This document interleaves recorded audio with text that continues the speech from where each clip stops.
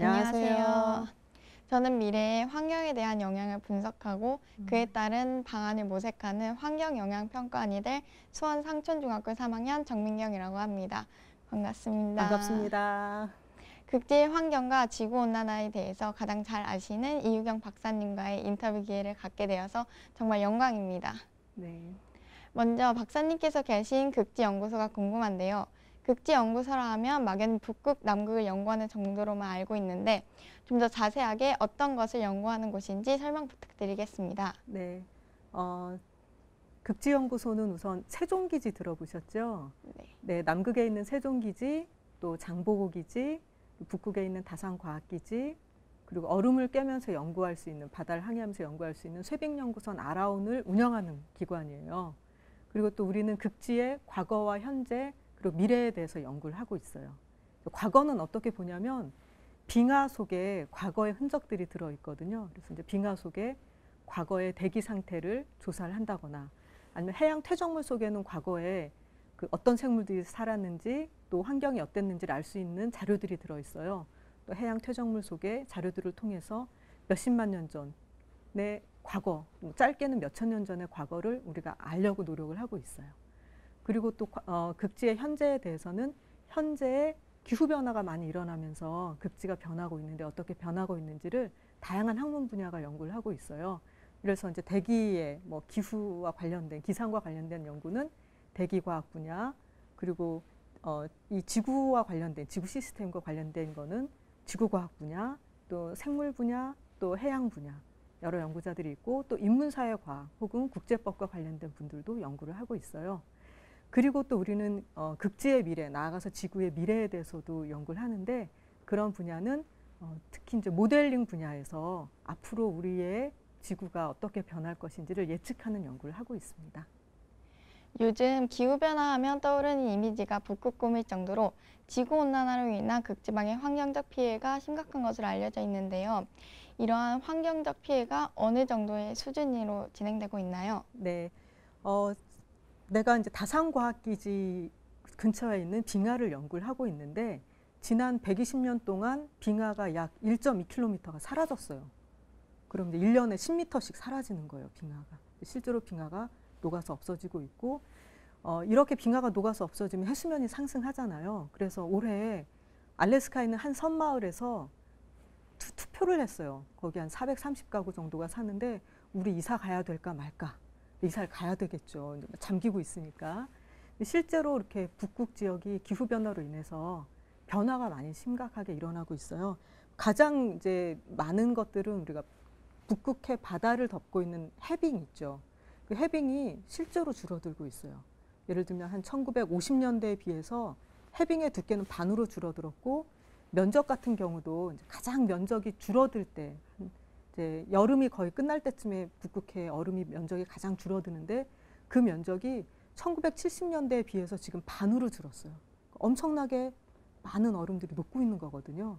그래서 이런 현상들이 그렇다면 전 지구에 어떤 영향을 미칠 것인가 이것을 굉장히 우리가 우려를 많이 해요. 왜냐하면 과거에도 그린란드 빙하가 많이 녹은 시기에 해류의 흐름이 바뀌면서 유럽에 소빙하기가 온 사례가 있거든요. 혹시 극지의 변화가 지구 전체적으로 영향을 미치지는 않을까 이런 것들을 많이 연구를 하고 있습니다. 박사님 소개 문구에 과학외교라는 문구가 있는데요. 이 과학외교란 어떤 의미이며 또 왜 중요한지 궁금합니다. 국가 간의 서로의 관계를 조절하는 그런 업무들을 외교 업무라고 하잖아요. 과학과 관련된 국가 간의 업무를 과학 외교라고 할 수 있습니다. 북극은 북극권에 나라가 있어요. 8개의 나라가 있는데 이 8개 나라가 북극 이사회를 만들었어요. 쉽게 말하면 북극의 유엔이에요. 근데 이 8개 나라가 다른 나라는 안 받아줘요. 그래서 다른 나라들은 다 업서버, 즉 관찰자의 입장에서 회의를 참석하는데 다행히 우리나라도 북극이사회 업서버로 가입을 했습니다. 그래서 북극에서 이 북극권 국가들이 북극을 우리가 앞으로 어떻게 보호하고 어떻게 또 잘 활용할 것인지를 논의를 할 때 그걸 잘 들어야 우리나라가 어떻게 참여할 수 있는지를 알 수 있잖아요. 그래서 이제 그런 회의에 참여하는 걸 지원을 하고 또 북극이사회가 실제로 여러 가지 활동을 하기 위해서 6개 워킹 그룹을 만들었는데 그중에 한 워킹 그룹에 들어가서 이제 정부를 대표해서 회의에 참석하고 그 정보들을 얻고 나라에 또 알려드리고 또 우리나라의 북극 과학 연구에 대해서 보고도 하고 이런 일을 하고 있습니다. 극지방에는 자원의 매장량이 많아서 각국의 이해관계가 서로 복잡하게 얽혀 있을 것 같고 또 자원의 개발과 환경 보호의 논리가 부딪히는 경우가 많을 것 같은데 박사님께서는 이에 대해서 어떻게 생각하시나요? 개발과 환경 보호는 이제 개발과 환경 보호 사이의 충돌은 사실 어느 나라에서나 있는 일이죠. 우리나라에서도 있고 피할 수는 없는 것 같아요. 다만 우리가 개발은 뭐 악이고 보호는 선이다 또 이렇게 또 볼 수도 없고 사실 여러 가지 다양한 측면이 있는 거거든요. 그래서 만약에 개발을 하지 않을 수 없다면 꼭 개발을 해야 된다면 반드시 환경 영향 평가를 해야 된다고 생각을 해요. 우리 민경이가 하고 싶은 것처럼 현재 환경이 어떤 상태이고 환경에 대한 피해와 그 영향을 최소화할 수 있는 방법으로 이 개발을 해야 된다. 또한 환경이 잘 유지될 수 있는 방법으로 개발을 해야 된다. 물론 개인적으로는 개발을 안 하면 좋겠다고 생각을 하는데 이제 또 그 사람들의 생각들이 다 다르기 때문에 혹시라도 앞으로 개발을 해야 된다면 반드시 지속 가능한 개발, 환경에 대한 영향을 최소화하는 개발이 이루어져야 된다고 생각합니다. 박사님께서 극지방을 연구하시면서 가장 보람 있으셨던 순간은 언제였나요? 이제 그 북극 이사회 말고 또 이제 과학자들 간의 국제 모임이 있어요. 북극과학위원회인데 북극과학위원회에서 그 실행위원으로서 업무를 좀 지원을 하고 있어요. 이제 전체적인 회의를 할 때 우리 한국이 북극과학위원회를 위해서 이렇게 지원해 주셔서 감사합니다 하면서 막 박수 쳐주실 때가 있거든요. 그럴 때 우리나라 위상이 높아진다는 생각이 들어서 그때가 가장 뿌듯하고요. 그리고 또 이제 책을 만들어서 북극에 대해서 잘 모르는 사실들 혹은 꼭 알려줬으면 하는 사실들을 알려줄 수 있을 때 그럴 때 굉장히 기분이 좋아요. 과학자를 꿈꾸는 우리 꿈프 친구들이 많을 텐데요. 과학자가 되려면 어떠한 준비와 마음가짐이 필요한가요? 제일 중요한 건 호기심. 호기심을 잃어버리면 안 돼요. 그리고 자신감.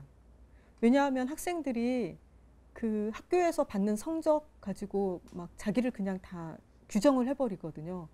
그런데 시험 문제 20여 개 가지고 한 사람의 능력을 다 평가할 수가 없어요. 사람의 능력은 너무나 다양하고 너무나 새로운 것들이 또 많이 있는데 그런 것들을 몇 개의 문제로 평가할 수 없거든요. 그러니까 시험 성적 가지고 자기 자신을 과소평가하지 않았으면 좋겠어요. 그러니까 내 속에 많은 능력이 있다는 걸 믿고 자신감을 갖고 계속 자기가 흥미롭게 생각하는 것들을 계속 알고 싶어 하고 찾아보고 그렇게 하면 좋겠어요. 물론 이제 실제적으로 나중에 과학자가 되려면 영어로 논문도 읽어야 되고 써야 되니까 영어 공부도 하면 좋고 또 논리적인 사고를 잘 하기 위해서 수학을 하는 게 필요하거든요. 수학이 단순히 문제를 푸는 학문이 아니라 수학은 논리적인 생각을 하게 하는 학문이에요. 그래서 수학의 증명 문제 같은 걸 직접 풀어본다든지 이렇게 하면서 논리적인 사고를 배우면 좋겠어요. 미래의 그린 리더가 될 꿈나무 푸른 교실 환경기자단에게 격려의 한 말씀 부탁드리겠습니다. 네, 그 환경은 어떻게 보면 이제 개인의 그러니까 환경을 지키자 이러면 내가 쓰레기 버리지 말고 분리수거 잘하고 재활용 열심히 해서 환경을 지켜야지 이렇게 개인의 문제로 생각할 수도 있잖아요. 그런데 환경 문제는 훨씬 더 복잡하고 큰 문제인 것 같아요. 이것은 경제도 또 정치도 사회 문제, 외교 문제 다 섞여 있는 또 과학적인 문제도 있고 굉장히 복잡한 문제들이 다 이렇게 함께 있는 그런 큰 문제인 것 같아요. 그래서 환경 문제를 좀 더 넓은 눈으로 큰 시각으로 보면 좋겠고 그리고 이제 각자 우리 친구들이 여러 분야의 리더들로 성장할 거라고 믿거든요. 우리 친구들이 자기 분야에서 환경에 대한 관심을 앞으로도 계속해서 가지면 좋겠어요. 오늘 인터뷰해 주셔서 정말 감사드립니다. 네, 감사합니다.